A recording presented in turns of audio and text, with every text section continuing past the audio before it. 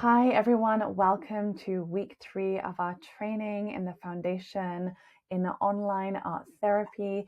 This week, in week 3, we are going to be doing social media.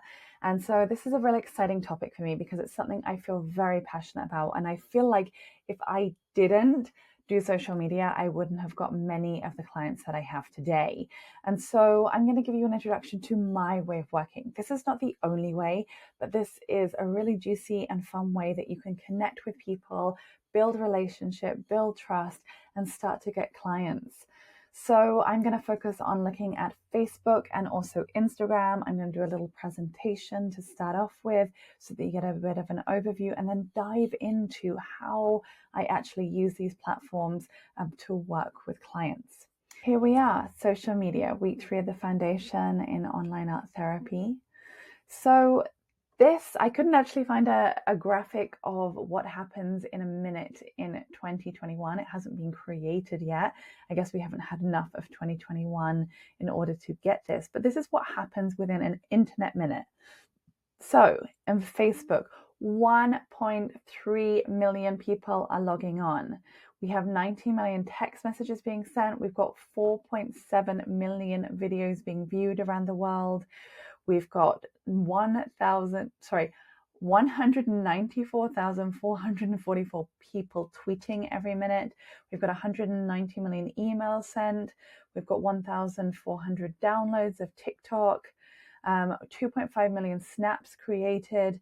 So as you can see, this is a really amazing way of visualizing what happens in just 60 seconds on the internet. So we need to be here. We need to be bringing art therapy here and being able to create content that is safe, effective, and allows people to attune to what we're doing through their favorite medium. And so this is also a great document because it gives you some ideas that you might want to use. So for example, Facebook, Instagram, Twitter. Some people love Twitter. I haven't found an affinity with it, but that doesn't mean you shouldn't use it. I know a lot of art therapists who are using it and find it incredibly effective. I also hear of people using TikTok and finding that effective. I haven't personally used that either, and also Snapchat, but again, I'm not a fan. So today I'm going to be focusing on Facebook and Instagram. I'm just going to share this video with you. So you're reading an article online when you get an instant message with a link to a funny photo, which of course you have to share. And now you're reading your Facebook news wall, which sends you to a video of a panda bear attacking a kid. And now you're reading Wikipedia to learn everything you can about the violent behavior of panda bears. And this is what 3 minutes on the internet can be like. We live like this all the time, and it has to have some kind of effect on us. The net is making us more superficial as thinkers. That is Nicholas Carr. He is the author of The Shallows, What the Internet is Doing to Our Brains. To understand this whole thing better, we need to go way back in time, to say, like, the prehistoric age. You wanted to know everything going on around you, because the more you knew about your surroundings, the less likely you were to get attacked by a predator. And there's even evidence that our brains release some dopamine, pleasure-producing neurotransmitter chemical, to reward us for seeking out and finding new information. So getting distracted felt good and helped us stay alive. But the problem is that nowadays, predators aren't much of an issue, but we still have the same brains. And also, there's the internet, which is... It's an incredibly information-rich environment that the net creates for us, and that's why we use it so much. I mean, sounds, pictures, words, text. And what this tends to do is promote a sort of compulsive behavior in which we're constantly checking our smartphone, constantly glancing at our email inbox. We're kind of living in this perpetual state of distraction and interruption. Which is dangerous because... that mode of thinking crowds out the more contemplative, calmer modes of thinking. And that focused, calm thinking is actually how we learn. It's a process called memory consolidation. And that means the transfer of information from our short-term working memory to our long-term memory. And it's through moving information from your working memory to your long-term memory that you create connections between that information and everything else you know. So you've got this awesome life-changing piece of information in your short-term memory, but then you hear that email ding and poof, There it goes. That email takes its place, and you never get a chance to learn anything, all because of one distraction. So attention is the key. And if we lose control of our attention or are constantly dividing our attention, then we don't really enjoy that consolidation process. But I can hear it now. Someone out there is saying, what does learning matter if all the information in the world is just a Google search away? Well, that is kind of shortchanging our intellects. If that's the way you're using your mind, just kind of searching very quickly and finding information and then forgetting it very quickly, you're never building knowledge. You're kind of thinking like a computer. which means that our very humanity is at stake. And it would be a shame if we all got assimilated because, well, humanity is pretty neat. I really believe that if you look at the great monuments of culture, they come from people who are able to pay attention, who control their mind. That's what allows us to think in the highest terms, and think conceptually, think critically, think in some very creative ways. And it's this kind of thinking that's at risk, being eroded one cute cat video at a time. Don't get us wrong, the internet is good for lots of things, and it should be celebrated. But the best thing we can do for our minds is to find some time every day to unplug, calm down, and focus on one thing at a time. Your email, and those cats, will be here when you get back.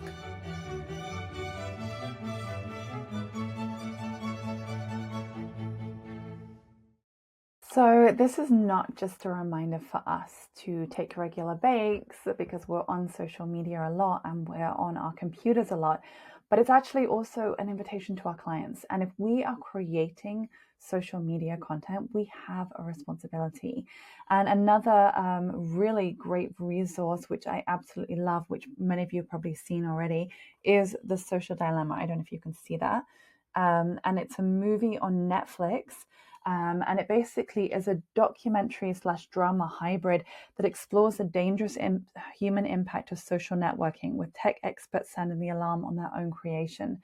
So this is really important that you are aware of this if you are thinking about creating any kind of group on Facebook, anything on Instagram, or even Twitter. Like, it is an addiction for a lot of people. It is very, very hard. As we saw in that video, we are wired to, respond to the ping, to the like, to the da. And so really creating social media in a responsible way is part of what we need to think about as therapists. So love it or hate it, social media is part of our clients' lives. And the way we advocate for it and the way we discuss it can be really important in the therapeutic session. So 7 of the most popular platforms are Facebook, Instagram, Twitter, TikTok, LinkedIn, Snapchat, and Reddit. And so, as I said at the beginning, I am going to be mainly focusing on sharing Facebook and Instagram with you today. So I just wanted to share with you, if I can move myself out of the way, up to here. So I wanted to share with you some of the benefits of using Facebook, things you can do, and also some of the benefits from Instagram. And this list is not, it doesn't tell the whole story. It's just to give some basic ideas to you. So the reason why I like Facebook is you're able to develop groups with specific content. So from the exercise we did last week, we can actually take who is attracted to us and who do we want to work with and actually make a specific group for them. And this is incredibly useful because it actually gives us a niche. It actually gives us something that people gravitate towards from different areas of the world. You're also able with Facebook to connect with other groups and share your knowledge and content. So this has been really useful for me for building up my social media presence. Like, I can go in different groups, and often groups will have Marketing Mondays, and so you can share any offers, if they're paid, if they're unpaid, and so then people can actually tap into what you're doing. And I've had quite a few people come to me from different groups, and you can also share your knowledge, because what people are looking for is an expert. And it's not that we have to know everything, but at least know more than our clients and be able to give a valuable service. So if you're offering content in other Facebook groups, and as long as that's okay with the person who created the group, then you're going to find people are turning to you for more information and advice. The other thing that I found with my Facebook group is it builds relationship. And this has been incredibly important. And I'm going to go over how I do that in a minute.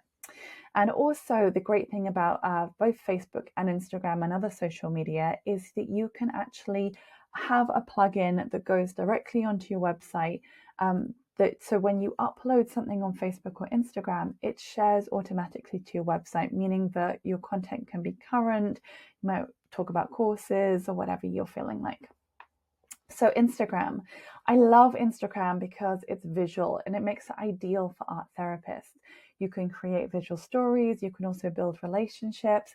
It's much more visual, so it's not going to be in the same way as people. I mean, people can leave comments on the photos, but it's not quite the same as when we look at Facebook. You can upload images or videos, and you can also share onto your website for current up-to-date info. So I'm just going to make myself big again as we transition out.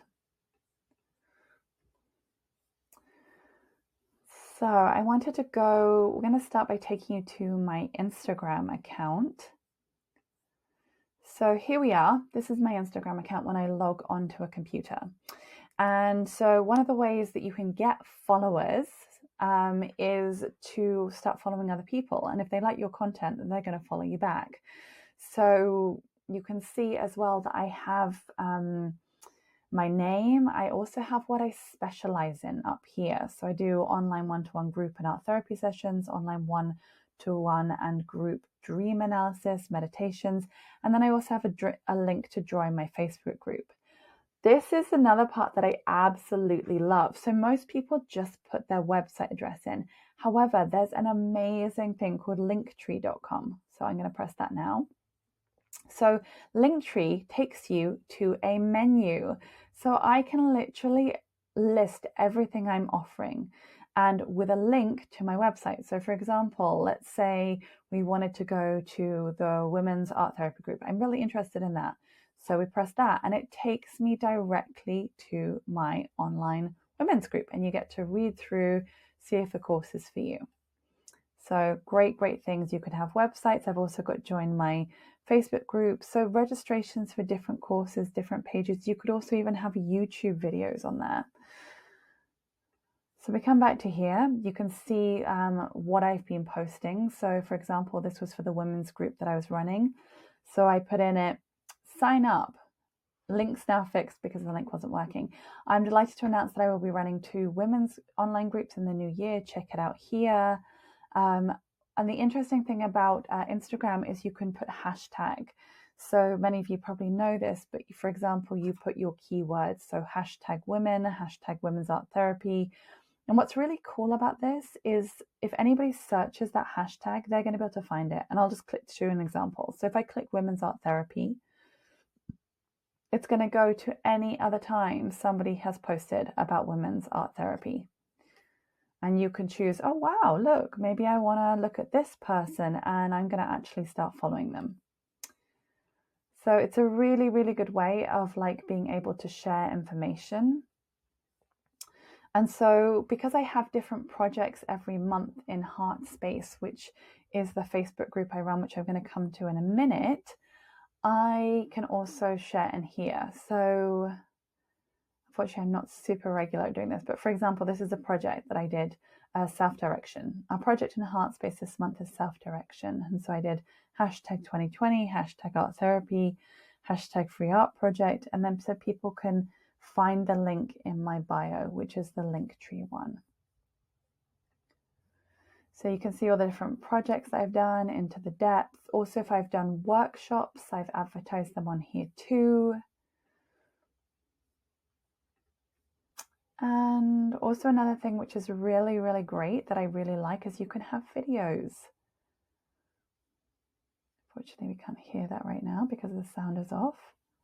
So that's enough of that, but it's really great. But I mean, they're short videos, but you can just literally give like a very punchy message.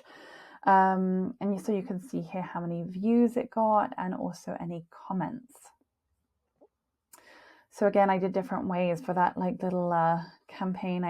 I started with just sharing a quote So as artists, we belong to an ancient unholy tribe. We're the carriers of the truth, the spirit that moves through us. We're all meant to midwife each other's dreams. And people really, really liked that. That got 43 likes. And then I started to do just other images. And then when I did talk about dreams within them and then have #dream, #shadow work, then I did a video. Then I told people it was the last chance to sign up. So it's a really effective way of being able to build stories. Then you can also have Instagram TV, which is where you upload videos and then they can be a series of videos. People can also tag you on Instagram. So for example, like my friend who is running this women's self-care eco art therapy retreat tagged me when she posted it on her Instagram. So there's lots of other things you can do, but this is some of the basics just to kind of get you going. And now I'm going to share with you my Facebook group. So my Facebook group is called Heart Space, and each month I have a free project. And so I chose the name Heart Space because I really like the idea of art and it being connected to the heart and having emotion. And so this is the inside look of it. It looks a bit different. And so here you can see any member requests that you have. You can have, so when people join a group, it's a really good idea to ask them questions. So for people to join my group, I ask, what is your experience of art therapy? What do you hope to gain from the group? And then I ask people to say yes to the rules. And so these are the group rules I created. So be kind, no promotions or spam, no hate speech or bullying, respect everyone's privacy. And so you can see as well, you can see the growth and you can see numbers rising, if people are leaving the group, how active people have been, membership requests. You can also look at engagement. So how engaged people are, how many posts there are per day. You can select the admins. So you might want to have more than one admin of your group. And you can also look at activity logs. Who has been doing what? So for example, I've been putting different rules. I deleted somebody because their post wasn't relevant. It wasn't to do with art therapy. And then I actually removed that person from the group because they posted several times. Yeah, so you can also see all those things. And so then coming back to the group, the cool thing is here, so about the group, and I put Heart Space is a sacred circle for sharing art, exercises and projects honoring our creativity. Each month we will gather online, create and share our art. The group is also welcome to suggest ideas. Project can be found here, so that links to my website, and it asks people to be safe, celebrate creativity, and yeah. So discussion is where you get to see what's happening. It's really cool because you can have announcements. So every week I have not every week, every month I have a free project. And so I can pin this at the top. So when I upload, I actually just click this and I put mark as announcement and then it just comes to the top. I can also pin it to the top. So whenever anybody comes, it's the first thing they see. I also like to share really inspiring content that I found. So this is something from Andy Goldsworthy, and people really like that. I've been sharing any workshops that I come across that I think might be useful. So this is Karen, sustainingwonder.com. This is training that I thought seemed really, really good that I just wanted to share from another group. This is other ones from Kundalini Art Therapy. Some of the students are running really amazing groups. So Soul Seeds, nature-based. So just generally, and then people will comment and share. And we're going to be going over the videos next week and how to create them. So I'll talk more about that. You can also tag popular posts. So The Artist's Way was a project that we did in 2018. So we did it week by week in the group, which was a lot of fun. There's announcements. So anytime I want to tell people, so I have the video for this month. The project is Clarity from the Heart, and it's a meditation and a guidance of how to create art and have a vision for 2021. And I've also got the women's group as well, and actually that is still going on, so I'm leaving that place up. Rooms, which is really cool. So you can create a room that people can come into. So if you wanted to work in that way, I just generally don't tend to do that unless I'm doing more of an open studio format, just because Facebook is not confidential. It's not secure. So I have it as an art as therapy group rather than art therapy. Then you can click and see all the different members that you have. You can create events. So any upcoming events, any past events that are linked to the group, media. So this is artwork. I invite people to upload their artwork and share. So this is artwork that people have created in response to the projects. And you can also see the different projects. So Clarity from the Heart. Before that we did Doorways. Then we did Painting to Music, accordion books, Finding Your Treasure, Creative Connection, Reclaiming the Lost Art of Snail Mail. Sometimes I have guest presenters. And this is something that I wanted to share is I would love for any of you who want to raise your profile and start to be seen. You're welcome to come and do a month project with me. And so this can be any creative project that you feel inspired to do, as long as it's kind of insight orientated. And then I can give links to your website, and it seems really useful in supporting other therapists. So yeah, so that was one where Laura Andrew came and did a project with me. This is some of the art that came out of it, that people created. So this was Blossoming with Eleanor Sarah, who is a transpersonal art therapist. Another project, my resource kit. And so lots of different sharing from the community. And there's been some people who take the projects to groups, which has been really, really cool. Postcard project, Into the Depths, making mermaids. So yeah, lots of different resources, projects and things. And then here we have files. So if you want to upload, so for example, I've got PDF guidelines on self-care cards, on vision boards, on prayer flags, which is just great for people to be able to tap into. So yeah, this is a really amazing way of creating a container for people to start to connect with you. If you don't have one already, we're going to be working in the live session on creating name, identifying the groups, how can you bring people together, what's going to be the format. And so we'll be looking at that in the live sessions. And I'm really excited to also hear any questions that you have and to brainstorm how you can use social media in a way that's ethical, consistent, and inspiring for people. So thanks very much, everybody.